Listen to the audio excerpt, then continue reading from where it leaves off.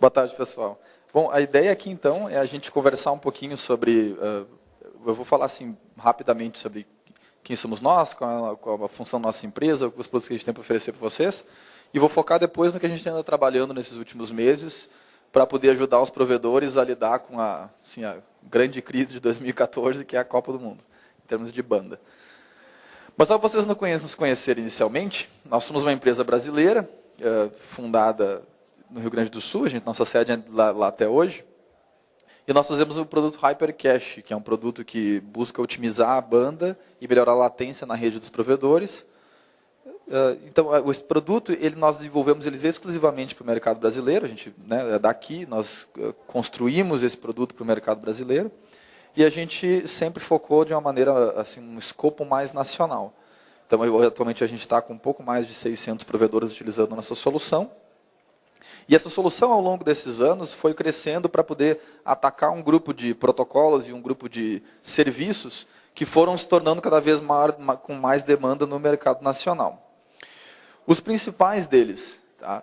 Dentro do HTTP, que é a tal da navegação web, que muita gente usa para fazer diversos tipos de entregas de conteúdo, a gente tem desde YouTube, tem Facebook, tem uma série de coisas.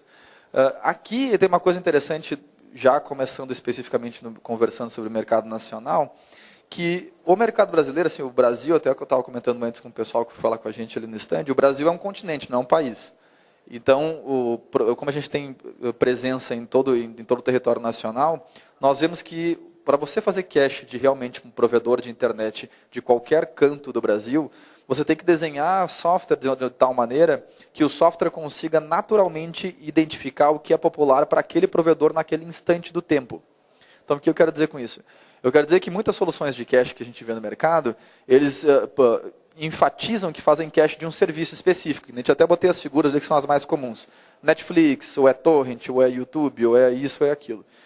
Porém, em muitas cidades mais do interior, tem mais retiradas das zonas metropolitanas, sites mais regionais ou mesmo locais, eles acabam tendo uma popularidade muito mais relevante do que certos serviços globais.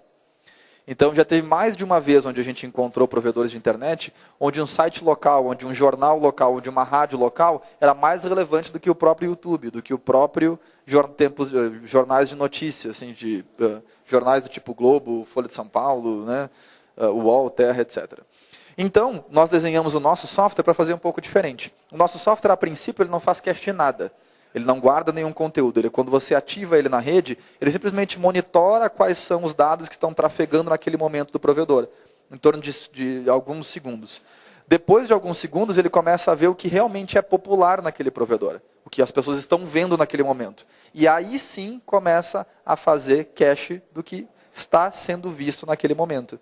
Então, a partir disso, a gente consegue determinar o que é popular naquele instante no provedor. Como a gente sabe, todo mundo aqui sendo provedor, todo mundo sabe que o que interessa do provedor mesmo em termos de uso de banda é a hora de pico, é de noite. Então, a característica de navegação, por exemplo, muito abertamente com vocês, o nível de pornografia pós meia-noite é muito mais relevante do que o YouTube. Site de pornografia, muito mais importante depois da meia-noite. Em compensação, site de notícia é muito mais importante de manhã, por causa da previsão do tempo. E pornografia também. Então o povo assim não dorme, né? E a gente vê que de tarde acontece muito notícias variadas e o próprio YouTube. E, né, pornografia. Então a gente vê assim que esse tipo de conteúdo, ele acaba por qualquer tipo que seja, ele acaba se tornando relevante em diferentes períodos do tempo. Então o nosso cache ele acaba entendendo qual é realmente o que o provedor precisa naquele instante e ele habilita ou desabilita fazer cache em um determinado site ou não, de acordo com o período do tempo. Ele faz essa reanálise do que está sendo navegado no provedor a cada tantos segundos. Então, a cada tantos segundos ele pode parar de fazer cache de um conteúdo, parar de armazenar um vídeo, por exemplo, porque naquele vídeo pode não estar ganhando tanto conteúdo quanto uma atualização de um Chrome, por exemplo, ou do Skype, ou do que for. Ele pode armazenar um conteúdo que está começando a ficar popular e parar de armazenar um que já não é mais popular. Então, o cache consegue, nesse ponto, ser totalmente adaptável à realidade do provedor, sem necessitar de uma pessoa por trás. Isso que é o mais sério. Sem necessitar, da nossa parte, não ter nenhum atendente mexendo no provedor o tempo inteiro. E não tem aquela coisa de você ter que atualizar um patch para o software toda hora. O próprio software vai entendendo a sua realidade e vai mudando. Isso é HTTP, que é um que engloba, né, aí a grande dor de cabeça de muita gente. Dentro de HTTP tem alguns específicos que a gente chama de ABR, que ABR são transmissões de vídeo. O grande exemplo é o Netflix, que ele faz, que a ABR, desculpa, chama Adaptive Bitrate, que é assim, a qualidade do vídeo é adaptada. O que significa isso? Significa que sabe no YouTube, quando você está vendo um vídeo e coloca em full screen e a qualidade fica Full HD? Aquilo acontece porque você botou em full screen. No caso do Netflix, o adaptative, né, de ser adaptável, significa que o próprio Netflix, o próprio software, define em tempo real, de acordo com a latência da sua rede, até consumo que ele está gastando na sua máquina, se você está aguentando aquela qualidade que ele está te colocando, pode ser de 720p, se você pode subir para 1080p, você tem que baixar a qualidade do vídeo em tempo real. Então, quando você vai gravar aquele vídeo no seu cache, você tem que entender que você não está gravando uma qualidade linear, você está gravando uma qualidade flutuante. Então, quando o próximo usuário te pedir um pedaço do vídeo, você tem que entregar na qualidade que ele está vendo naquele momento, que pode ser o mesmo vídeo, só com uma outra qualidade. Então, você tem que entender essa realidade para evitar de um usuário de 1 mega ver um vídeo numa qualidade baixa, depois de um usuário de 10 mega vai ver o vídeo que deveria ser numa qualidade alta, porque ele tem 10 vezes a quantidade de banda, e o cache entrega numa quantidade baixa, porque o primeiro baixou e baixou numa quantidade ruim, numa qualidade ruim. Então, o cache tem que entender essas duas realidades, que é muito comum em ABR. Ele é utilizado totalmente no Netflix, ele só funciona assim, mas tem muita rádio que já está utilizando isso para a qualidade da voz, e algumas transmissões também ao vivo, que daí eu vou falar depois da parte da Copa. Lojas virtuais, que os iTunes, Google Play, Telecine Play, esses aluguéis, né, de compra de aplicativo e tal, se faz cache, né, dependendo, de novo, se o ranking de popularidade for válido, ele faz cache. Streams de áudio e vídeo e torrent para alguns clientes. A gente faz para algumas quantidades de banda, na verdade. Então, assim, esse é o produto como ele está hoje, né? Agora, para a gente entender o negócio da Copa, é importante a gente saber o seguinte. O grande ponto, assim, o grande transmissor da Copa que vai ter, pelo menos assim, o ponto alto, vai ser na Globo. A Globo vai ser onde vai ser o epicentro das transmissões da Copa, pelo menos para a internet, onde mais vai transmitir. A transmissão que eu estou dizendo aqui é ao vivo, né, em tempo real, não aquela de gravar o jogo e mostrar depois. A transmissão ao vivo mesmo, a Globo vai epicentrar. Então, a Globo, ela modificou a sua infraestrutura, tanto que ela até o pessoal estava me comentando que ela ligou mais uma porta de 100 GB no PTT, né, mas fora isso, na parte interna, ela trocou a sua infra, para colocar mais equipamento, para poder dar conta do recado na parte da Copa, que está todo mundo, né, morrendo de medo que não vai dar certo, que as transmissões vão falhar e tal. O que ela fez? Ela testou essa qualidade de transmissão e essas tecnologias novas com o Big Brother. Então, o Big Brother, nos bastidores, foi utilizado para testar toda a infraestrutura de streaming da Globo. Foi reescrita, foi trocado servidores que fazem a codificação do vídeo em si, e foi dividido em alguns segmentos que você tem que ter noção na hora de você vai fazer o cache de um conteúdo ao vivo, que é relativamente complicado. A Globo transmitiu ele ao vivo para quem tinha plano e pagava aquele BBB ao vivo na Globo.com, no usuário que você tinha lá. Ele não foi aberto para todo mundo. Para o usuário aberto, ela só fazia aquelas gravações, que era um vídeo comum, tipo o YouTube, né, que gravava os últimos 5, 10 minutos e colocava no site do G1. Mas o ao vivo de verdade, ela só dava para quem pagava para ela, que parece que, até onde eu sei, não vai ser na Copa. Na Copa eles vão abrir a porteira para popularizar o site deles, vão abrir para deixar todo mundo ver os jogos ao vivo. A necessidade de cache esperta é justamente pela característica desse streaming que eles fizeram. Eles fizeram um streaming, primeiro que eles colocaram inicialmente esse streaming na porta 1425, em TCP, em UDP, que é como geralmente o streaming é feito, né, para evitar problema e poder descartar pacote com facilidade. Não funcionou de início, eles tiveram que trocar a infraestrutura deles e encapsularam agora o streaming do Big Brother, né, que vai ser o pós agora Globo, em HTTP, que ele estava bloqueando em firewalls de empresas e um monte de caras que estavam trancando o tráfego DP em portas mais altas, né, a partir de 2024. Então essa aí eles tiraram. Então agora eles encapsularam dentro de TCP e porta 80, que é o HTTP, eles encapsularam a transmissão da Copa.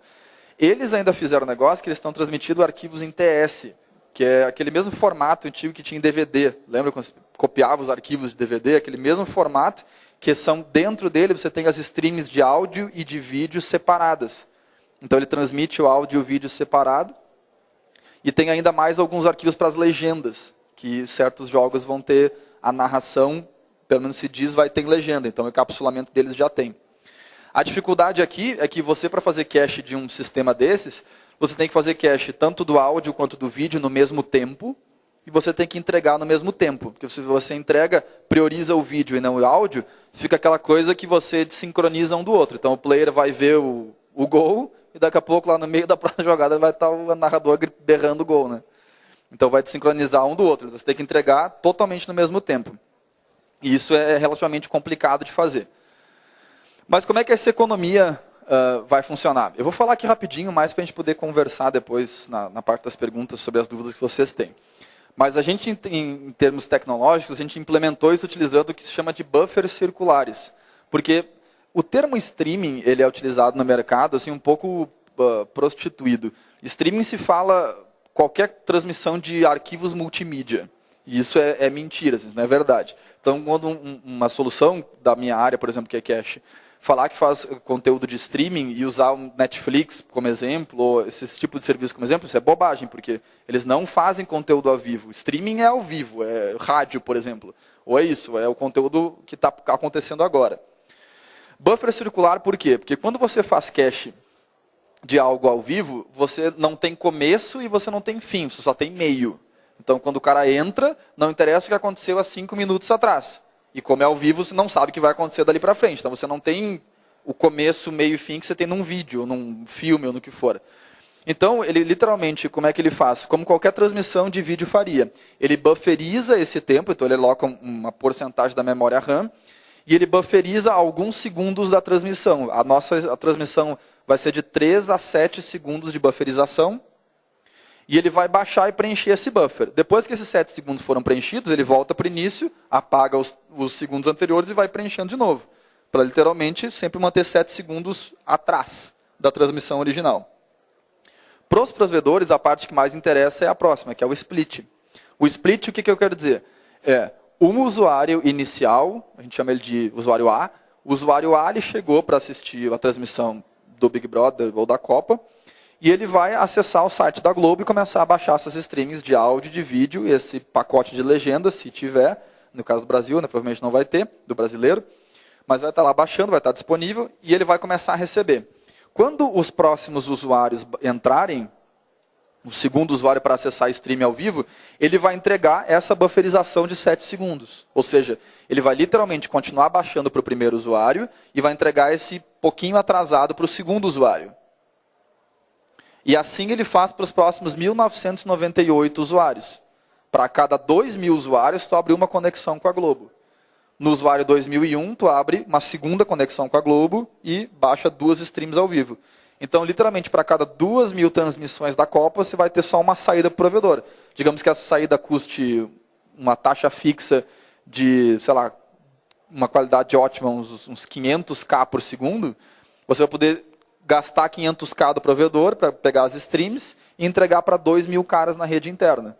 Que é um ganho super bom, né? Que esse é o medo de todo mundo, de não conseguir dar conta dessa demanda da rua. Esse split ele vai ser variável, dependendo da pressão do provedor. Ele vai poder aumentar ou diminuir, uma taxa, não sei ainda de quanto, vai depender de como é que vai ser a vida real disso. Se precisar, a gente pode aumentar para 3.000, para 1, ou baixar para 1.500, dependendo do tipo. O mais sério aqui é a eleição do líder, que eu botei ali de downloader. Por que a eleição de líder é importante? Porque, digamos de novo, esse primeiro usuário que ele começou a baixar e esse cara vai receber a stream original, a que está vindo da Globo mesmo. Esse cara, digamos que ele tem 1 mega. Se o segundo cara que está entrando, ele tiver 10 mega, a tendência é ele conseguir baixar com mais velocidade da Globo. Então, é inteligente para o cache fazer com que tu mude o líder que está fazendo o download com a Globo e cancele essa stream do cara original e faça uma nova stream para o cara que tem mais banda. Por quê? Porque tu vai conseguir fazer bufferização dos mesmos 7 segundos em menos tempo para o provedor. Então o atraso vai ser o mesmo. Só que a sensação de navegação para o cara de 10 mega vai ser melhor. Por quê? Porque a tendência é o cara de 10 mega consumir o buffer de 7 segundos antes, e quando ele vai pedir o resto, o cara de 1 mega não baixou ainda. Porque ele é mais lento. Então, você tem que constantemente saber, naquele mundo de 2.000 usuários, quem que é o mais rápido. Para você sempre garantir que o mais rápido é quem fala com a Globo. E os mais lentos é quem vão assim no vácuo que aquele cara mais rápido deixa. Então, essas estratégias a gente está utilizando para a Copa. É uma explicação assim, bem rápida e bem en passant da parte técnica. A gente está utilizando para a Copa porque a gente está vendo que na Copa a principal questão provavelmente não vai ser latência com a Globo, porque eles estão se preparando para aguentar o tranco. Mas o problema maior vai estar sendo o gasto, a banda em si. O trânsito de tu conseguir chegar e encostar na Globo. E aí, claro, no caso da latência, né, do teu provedor, provavelmente até a operadora que também vai gerar um gargalo, principalmente nos jogos mais significativos para a região. Né, não necessariamente na visão nacional, mas para a região onde está sendo sediado. Por exemplo, eu sou de Porto Alegre.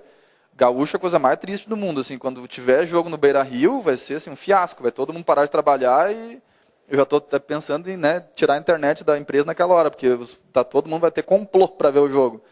Então, assim, vai ser complicado. Eu já estou vendo, tem gente falando que está se preparando para levar tablet para o trabalho, para ir no banheiro olhar o jogo. É fiasco, assim, é um negócio triste. Então, assim, você conseguir fazer esse tipo de solução é importante porque as pessoas vão ver durante o trabalho. É uma coisa que eu já estou tranquilo comigo.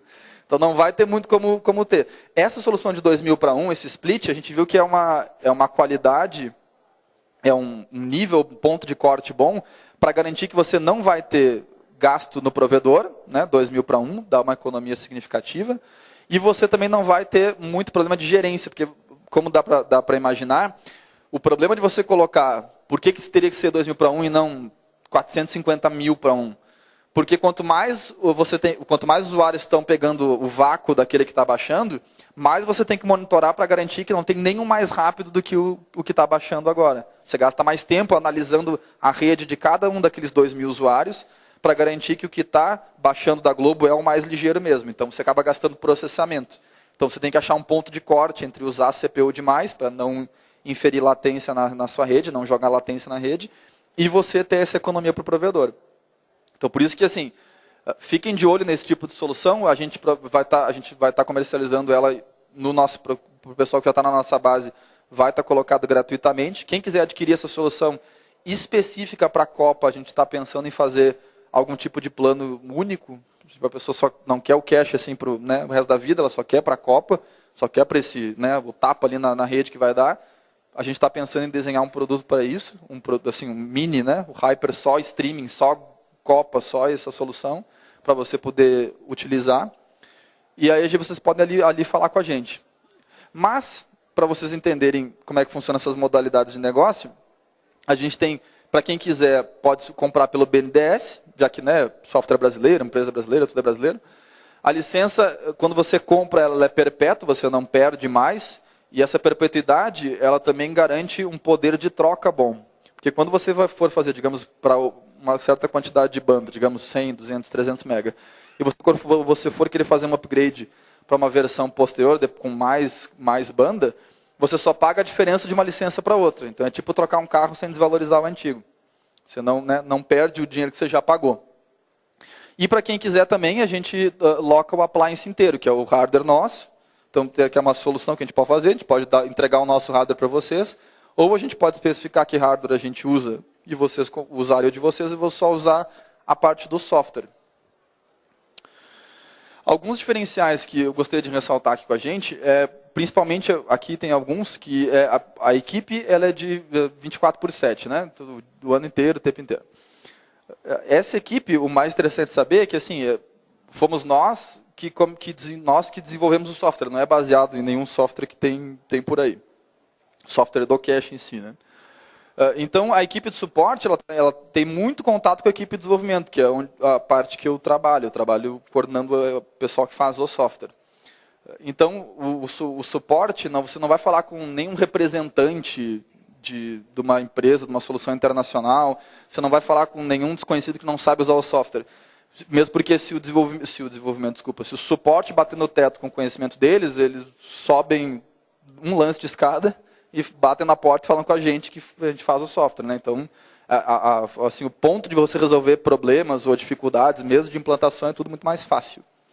A gente tem uma central de monitoramento que a gente, todas as máquinas alugadas, compradas, o software, hardware, o que for, a gente monitora o sistema inteiro para garantir performance do nosso cache. O que eu quero dizer com isso? Que a gente monitora diversas variáveis, das mais bobas às mais complicadas, desde temperatura da CPU até latência na rede, por conexão TCP.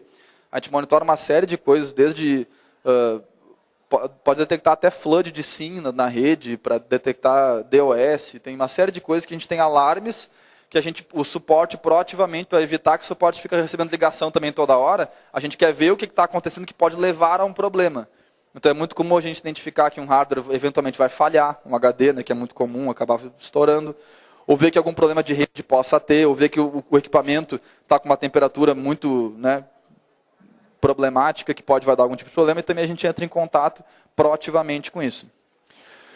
Como eu queria ressaltar aqui, nós somos daqui, um software daqui feito por pessoas daqui para usuários daqui. Então ele é desenhado totalmente para o Brasil, então a gente não tem problema nenhum de readaptar o software ou qualquer tipo de solução para uma realidade que vocês tenham e que a gente não atenda. Então qualquer demanda que vocês tenham, ou dúvidas ou questões, falem com a gente e a gente vai realmente tentar estudar para poder implementar isso para nós, porque a gente é super aberto a isso. E aqui eu quero dizer que com empresa brasileira, que a gente não vai sumir, eu quero dizer assim, que para quem acompanha esse mercado de cache há algum tempo, o Brasil ele é muito, depois assim, pós 2008, né, que o resto do mundo quebrou, o Brasil se tornou muito atrativo para muito cliente, para muita empresa. Então tivemos já um caso confirmadaço, assim, que muita gente entrou, que uma empresa israelense veio para o Brasil, fez um bafafá, que era a melhor empresa de cache do Cosmos, vendeu um monte de coisa, juntou um dinheiro, e a empresa foi vendida para outra empresa que descontinuou o produto. Então os provedores compraram, ficaram sem suporte, sem isso, sem aquilo, sem aquele outro, e estão chupando dedo até hoje. Então assim, existe muito representante assim, que bate no peito, e temos 750 mil usuários no mundo. A questão é assim, a gente não tem 750 mil usuários no mundo, a gente tem algumas centenas de provedores no Brasil que a gente usa. Mas, de novo, a gente está aqui para isso. A gente não está representando um software de outra pessoa. Eu não estou aqui vendendo algoritmos que não fui eu que desenhei, ou uma equipe que eu participo que desenhou. O suporte ele é feito por pessoas treinadas por nós, do nosso time. Então, assim, a gente não vai desaparecer. Ao contrário de representantes, são empresas que não estão aqui no território, né, no Brasil. Então, isso é importante assim, calcular na hora de comprar uma solução, porque... seja o que for, né, o que você gasta é grana. E nunca é barato, porque o provedor também nunca está sobrando muito. Então, quando você decide investir, é importante você saber que, se você está construindo uma parceria com alguém, que esse alguém vai estar ali ano que vem. E isso nem sempre acontece. Então, aqui estão os nossos contatos. A gente também está com um stand aqui na parte das exibições. Logo ali na frente tem uma TV ligada com uns exemplos de interface mais simples que a gente tem, mas a gente tem uma série de relatórios e de pontos que a gente pode aprofundar. Mas eu queria só, então, deixar esse recado da preparação da Copa. A gente está pronto para isso, a gente topa o desafio. A gente vai ajudar todos os provedores que são nossos parceiros. Essa base toda vai receber isso gratuitamente para poder segurar o tornado aí que vai bater daqui uns 2 meses. E quem tiver mais algum tipo de dúvida, tanto sobre a Copa, ou streaming, ou o que for, ou sobre algum que eu possa esclarecer, eu estou aberto para falar com vocês.